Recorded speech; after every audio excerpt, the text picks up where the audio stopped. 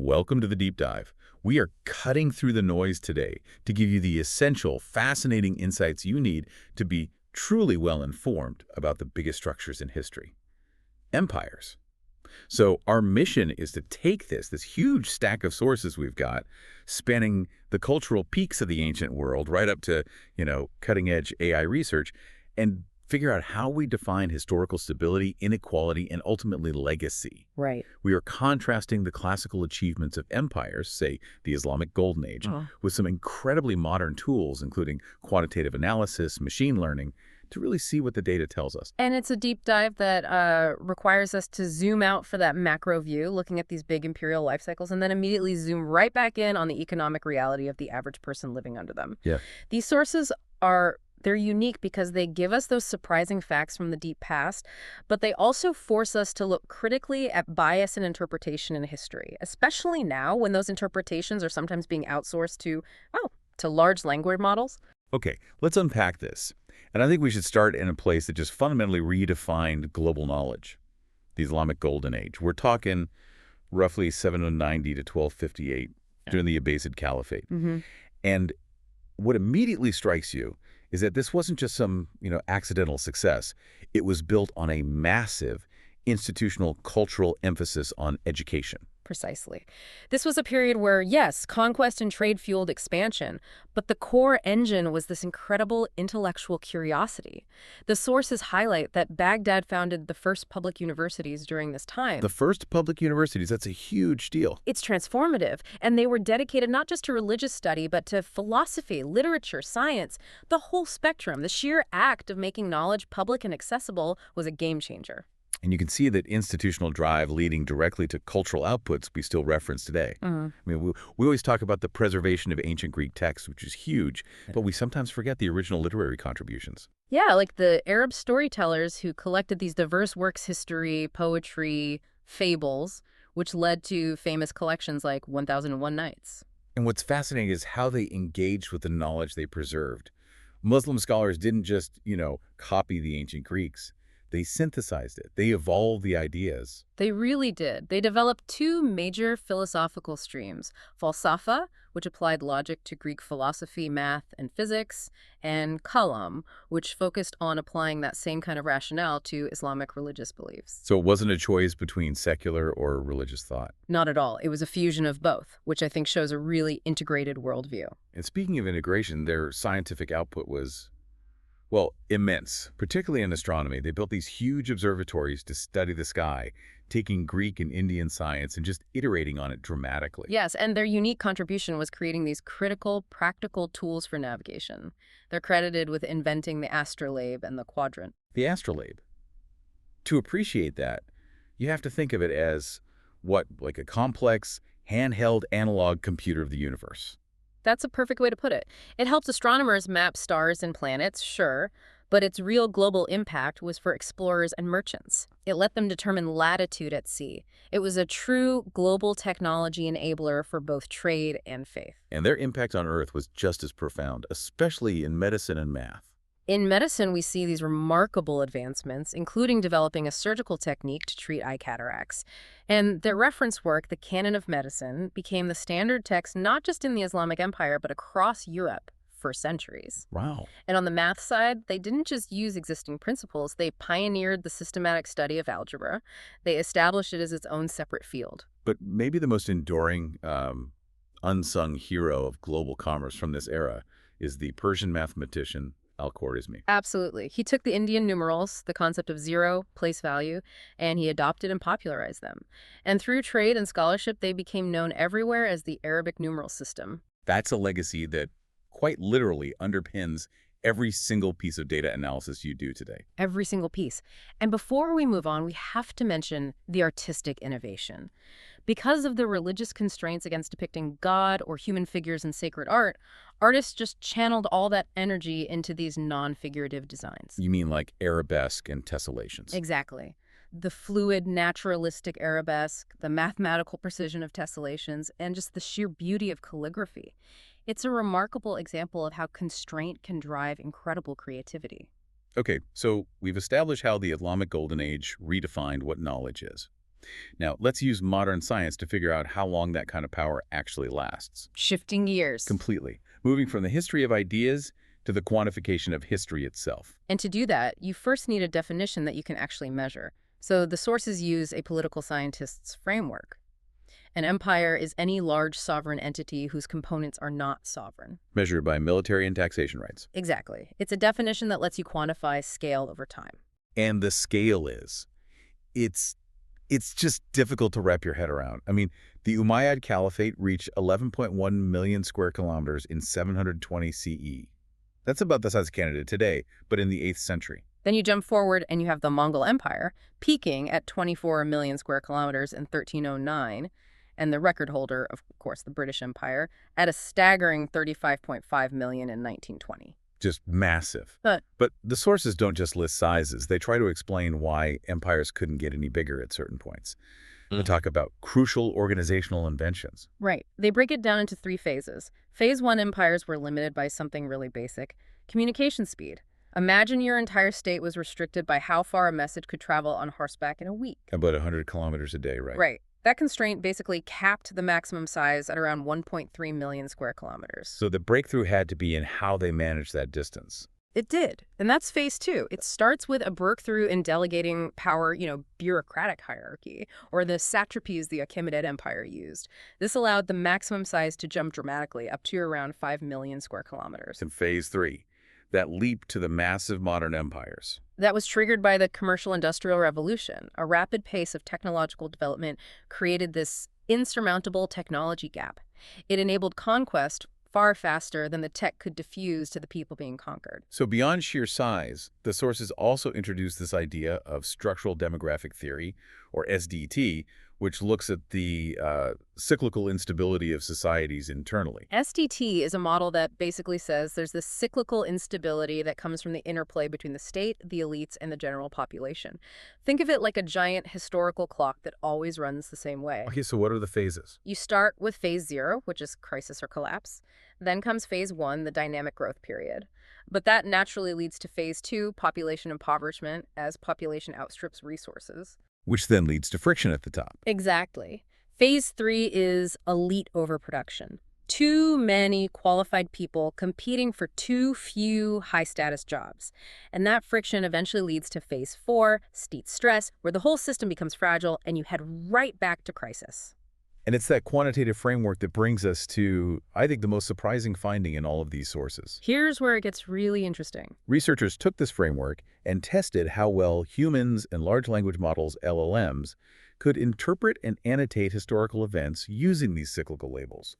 And the results are what they call a consensus shock. This is a huge finding for the digital humanities. When annotating historical texts using that 5-label framework growth, impoverishment, elite overproduction, and so on, the LLMs with these massive parameter counts, Over 400 billion. they were able to reach an incredibly high level of agreement among themselves, far higher than the agreement reached by the human annotators, even after the humans were trained on the methodology. Wait, so you're saying the machines are substantially better at agreeing on historical interpretation than trained human historians? That's what the data shows. That challenges the whole idea of expert human consensus. But the immediate skeptical question has to be, aren't the machines just echoing the biases in their training data? That was the exact question the researchers tried to answer. They set up a specific test case for cultural bias, interpreting China in the 1960s, specifically the Cultural Revolution. Okay, a very charged event. Very. Now, Chinese historians in the SDT framework tend to interpret this chaotic period as growth, a new culture creating social cohesion. But the standard Eurocentric view typically labels it an unquestionable crisis or decline because of the violence. So how do they all react, the humans and the machines? All the human annotators, in this case a group of Italian students, showed a consistent Eurocentric bias. They all labeled it crisis or decline. And the LLMs? 2 of the large ones, models like GPT-4 and Claude 3.5 Sonnet, showed zero bias. They consistently labeled the period growth or rise, sticking rigidly to the SDT framework's definition. That's astonishing. If the models are trained on all the historical bias that exists, how are they filtering it better than humans? Well, the researchers suggest that the human annotators tended to bring in their personal, political, and cultural assumptions, which led to all this fragmentation. The LLMs, on the other hand, are so large they can be anchored tightly to the explicit structural definitions of the theory itself. It's like they can filter out the noise of personal cultural skew. So the implications here are twofold. On one hand, AI offers this powerful tool for large-scale annotation for reaching a much higher consensus. But the risk is crystal clear, too. If we rely entirely on AI for these big interpretations, and those models are trained on biased data, we risk narrative homogenization. Instead of a mess of human biases, you could get a single, highly coherent, potentially manipulated version of collective memory. It really forces you to ask about the role of the historian versus the algorithm, It does. which is a perfect shift. We've seen AI interpret cycles. Now let's dive into the economic heart of two massive ancient empires using another quantitative tool, the economics of extraction. Yeah, we're comparing income inequality in the Roman Empire around 165 CE and the Han Empire around 2 CE. And the key metric here is something called the inequality extraction ratio, or IER. Right. And to simplify that, it's a measure of how good the state was at maximizing wealth extraction. How much of the total possible economic surplus was it able to capture? Okay, so let's start with Rome. Around 165 CE, its relative peak. What did the analysis show? The sources calculate Rome's overall IER at about 68.75%, and what's crucial is that this was right in line with the established pre-industrial average, which is about 69.5%. So extractive, but statistically average for the time. Exactly. Their elite structure was pretty clear. Senators, equitates, decuriones, and then the other wealthy. And what about the people at the bottom? The calculations suggest that about 17.9% of the imperial population was living at the level of physical subsistence. But that number, interestingly, rose to 25% in urban centers. Cities were clearly high-risk zones for poverty. Okay, now for the comparison. How did the Han Empire across the world in 2 CE stack up? The Han Empire was, well, quantifiably and significantly more extractive. Its overall IER was calculated at approximately 79.67%. So that's nearly an 11-point difference. It sounds small, but in terms of state power, what does that actually mean for the average person? It means the Han state apparatus was far more efficient at centralizing wealth and controlling the surplus. While the total population was similar, about 57.7 million for the Han, the economic pressure on the average citizen was just higher. The key finding is how much of the available wealth was successfully captured by the imperial core compared to Rome.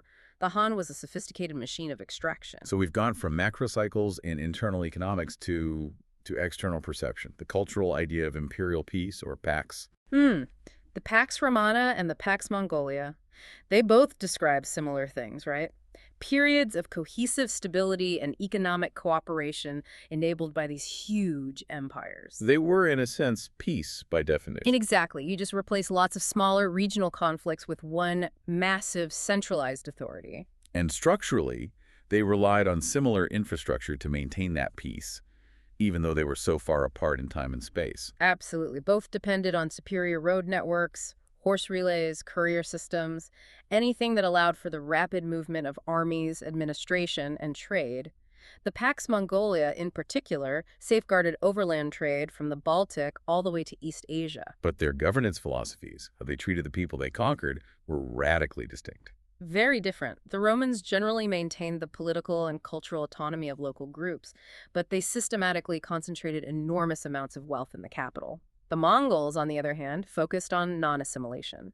It was against Mongol law for their elites to marry foreigners, To keep the core distinct. to keep the core loyal and distinct, while managing this vast, organized world market. And that contrast brings us to the final and maybe most complex challenge of this deep dive.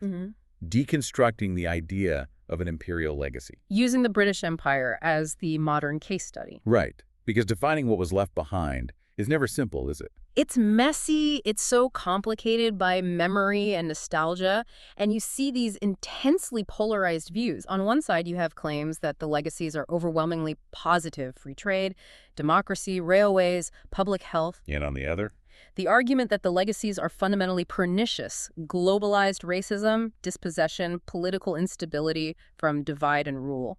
The sources argue that this simple idea of a legacy, like an heirloom passed down, is just flawed. It fails to account for continuous change, for the agency of the colonized people. And the influence of other global powers. Let's just take one specific claim, that public health in India is a positive British legacy. When you look at the actual data, the picture is really complex. Infant mortality, for example, dropped precipitously only after India gained independence in 1947. Sure. Colonial governments generally had limited capacity for public health. They really only prioritized it when disease threatened white communities or, military stability. So the biggest improvements were post-imperial. Who was driving that change then? The newly independent Indian governments, they were actively adopting international models from the Soviets, from New Zealand, and building on existing efforts by Indian officials who had often faced resistance from local British authorities. So just attributing it to the British erases all that context. It erases the continuous struggle, the appropriation of technology by Indians, and the critical role of the independent government.